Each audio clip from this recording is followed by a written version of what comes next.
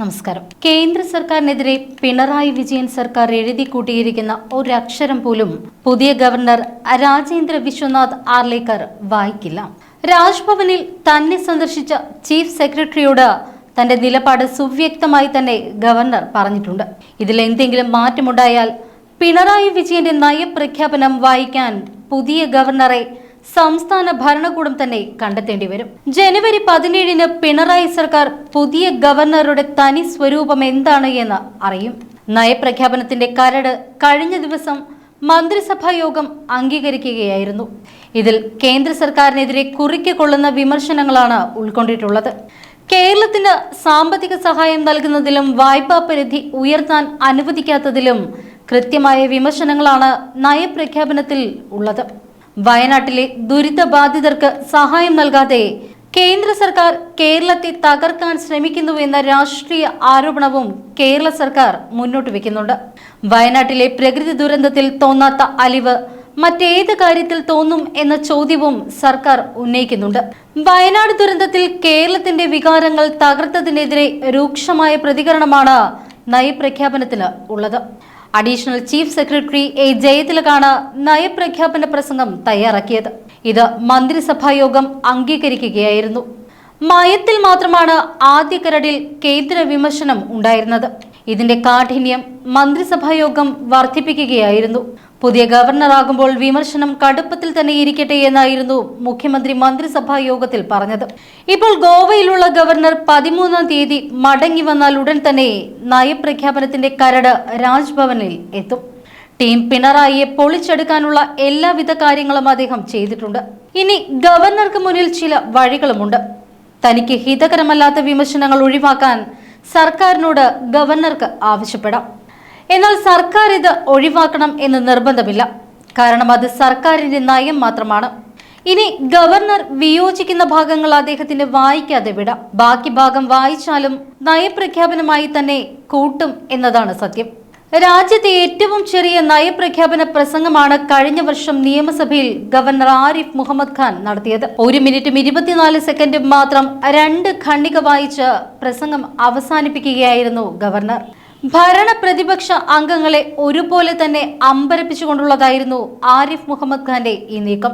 ദേശീയഗാനം ഉൾപ്പെടെ ആകെ 2 മിനിറ്റും 45 സെക്കൻഡും മാത്രമേ ഗവർണർ ഡയസിൽ ഉണ്ടായിരുന്നുള്ളൂ. കാലാവധി കഴിഞ്ഞ ഗവർണറുടെ അവസാന നയപ്രഖ്യാപനമായിരുന്നു അത്.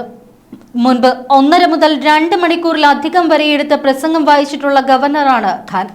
പാർലമെന്ററി ജനാധിപത്യ വ്യവസ്ഥിതിയിൽ ഗവൺമെന്റ് സഭയോട് ഉത്തരവാദിത്തപ്പെട്ടിരിക്കുകയാണ്.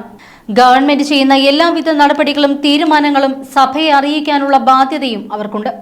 ഈ വ്യവസ്ഥിതി നിലനിൽക്കുന്ന എല്ലാ രാജ്യങ്ങളിലും ഗവൺമെന്റ് ചെയ്യാൻ പോകുന്ന എല്ലാ കാര്യങ്ങളുടെയും വിശദമായ ഒരു വിവരണം വർഷാരംഭത്തിൽ തന്നെ ഗവൺമെന്റ് സഭയെ അറിയിക്കാറുണ്ട്.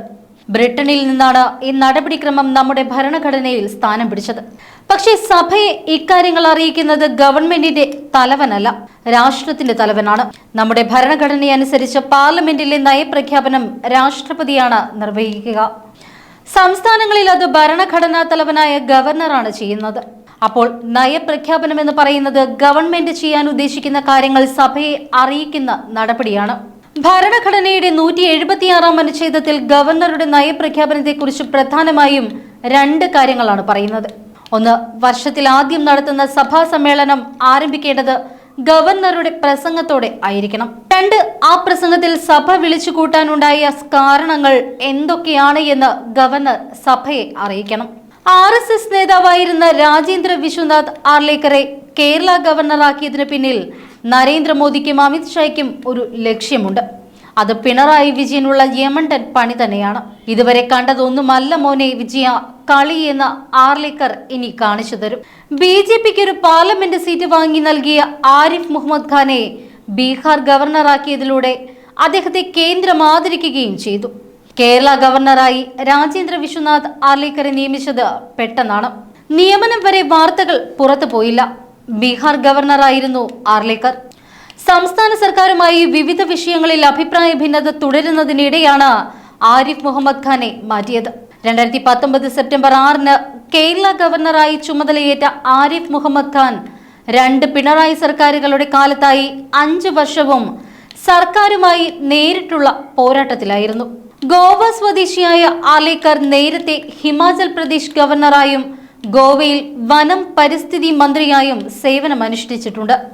കുട്ടിക്കാലം മുതൽ RSS അനുഭാവിയായ ആർലേക്കർ 1989 BJPയിൽ ചേർന്നത്.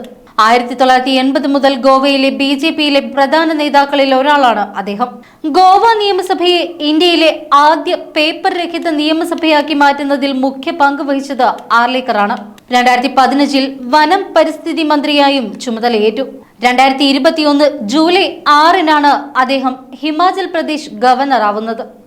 RSS നേതാവ് എന്ന നിലയിൽ ആദർശത്തിൽ അടിയുറച്ച ജീവിതമാണ് ആർലേക്കറിന്റേത്.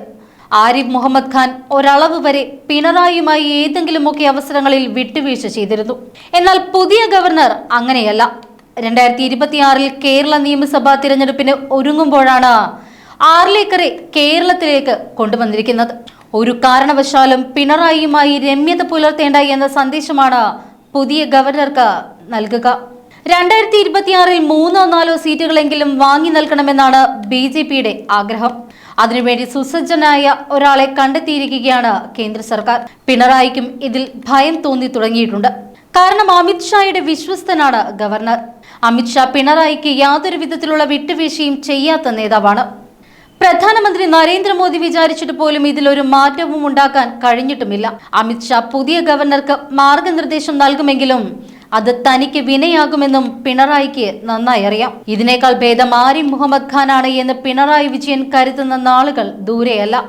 BJP നേതാവും ഗോവ മുഖ്യമന്ത്രിയുമായിരുന്ന മനോഹർ പരീക്കറിന്റെ ക്യാബിനറ്റിൽ അംഗമായിരുന്ന ആർലേക്കർ ഗോവ നിയമസഭയെ പേപ്പർ രഹിത നിയമസഭയാക്കിയതും പിന്നീട് അങ്ങോട്ട് ആശയങ്ങളുടെ തമ്പുരാൻ എന്ന പേര് സ്വന്തമാക്കിയതും പെട്ടെന്നാണ്.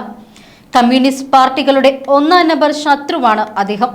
കോൺഗ്രസിനെതിരെ കർശന നിലപാടാണ് അദ്ദേഹം എക്കാലവും സ്വീകരിച്ചിരുന്നത്. ഇതാണ് പിണറായി വിജയന് വിനയായി മാറിയിരിക്കുന്നത്. തുടക്കത്തിൽ നിശബ്ദമായിട്ടാണ് ഗവർണർ ഭരണം തുടങ്ങിയിരിക്കുന്നത്. അത് വരാൻ പോകുന്ന വലിയൊരു കൊടുങ്കാറ്റിന്റെ തുടക്കമാണ് എന്ന് പിണറായി വിജയന് ഇപ്പോൾ ഏകദേശം മനസ്സിലായിട്ടുണ്ടാകും.